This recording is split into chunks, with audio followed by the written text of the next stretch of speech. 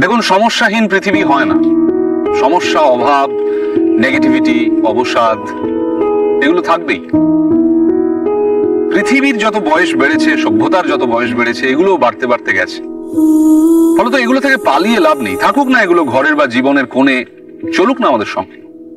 হোক না মন খারাপ, তাতে ভয় কি? মনের জানলাটা এত বড় করে রাখতে হবে যাতে সেটা খুললেই অনেকটা আলো এসে পড়ে। নাটক শেষ হওয়ার আগে স্টেজ ছাড়বেন না। মনে রাখবেন, এটা আপনার স্পেস, এটা আপনার জন্য ধার্য। কমেডি হোক কিংবা ট্র্যাজেডি, এই জীবন নাটকের নায়ক আপনি, নায়িকা আপনি।